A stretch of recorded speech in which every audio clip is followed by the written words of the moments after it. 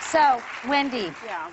a recent study said that the average single man watches porn 3 times a week for a total of about 2 hours.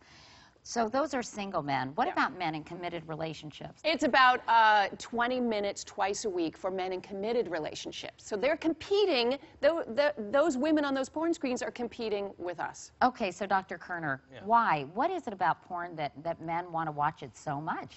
Well, I mean, first of all, on a very obvious level, it's there. Okay, I mean, it's simply there. If you look at the way men are wired, you know, a guy sees something sexy, he has a sexy thought, he very much wants to act on that desire, which is different than the way women respond to stimulus. I think with porn, there's also a thing where for a lot of guys, it's kind of like a 30-second spa day. You know, it's not the biggest deal in the world. It's a chance to relax, de-stress, blow off some steam. And you say it's sort of porn is like a pedicure is for a woman. Porn is to a man. Well, I like, you know, we saw the movie, and certainly in the movie, Don John has some problematic behaviors with porn. But the other side of it is that one of the reasons it's so popular is because also couples are sharing it together. You know, there are a lot of couples who are in long-term relationships who are enjoying porn. There are men who are using it in very non-problematic ways. So I don't necessarily always cast it as a problem. Right. In fact, you're doing some very interesting research, Wendy, about women and pornography. So women's sexuality, as you alluded to, is very different. You know, women sort of,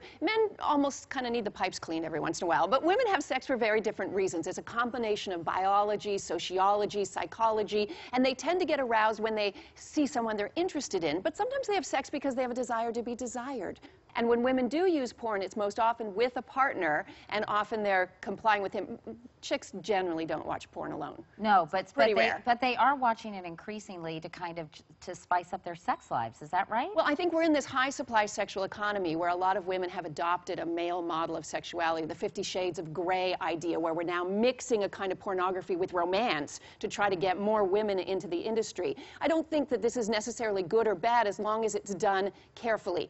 But I think the key to getting off porn for those that do get addicted, because it can disable men, they can't fantasize anymore, is for couples to start to focus on their, how to create some excitement in monogamy. I just want to offer another side to it, though, if I may, which is that, you know, according to some statistics, nearly 40 million Americans are stuck in sex ruts, and they're not having sex. And I think that if porn or a sex toy for a mature couple that's in a loving relationship as a way of expanding their horizons or introducing novelty, I think it's a very, very legitimate way of expanding.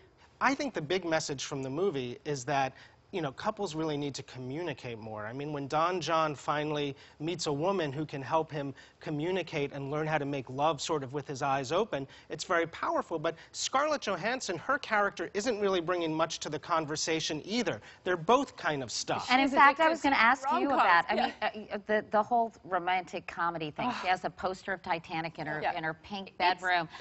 Are those kinds of images that we're accosted by and sort of romance and love, can they be almost as damaging in terms of raising unrealistic expectations? You hit the nail on the head, as porn. Yes. Well, I can't say they're as damaging. Well, they can be, because there are this fantasy that women have. You know, the idea of a romantic comedy is if you can just find the right partner, then everything will be okay. And most romantic comedies end at the beginning of a relationship. So there are no relationship skills exemplified. Nobody's learning how to do anything. And when I talked about this, if women believe that their relationship should look like a romantic comedy and men believe their relationship should look like a porn video, they're going to have some big problems. And you're also setting up men and women to be opponents rather than partners. If men think of women as a sex object, women think of men as some kind of knight in shining armor, none of that is realistic. None of that is about being human beings. And we don't want to compete with our, this is not a proponent. We want to have a loving partner to share things with. Well, Dr. Ian Kerner and Dr. Wendy Walsh, thank you both so much. Interesting conversation. Thank you.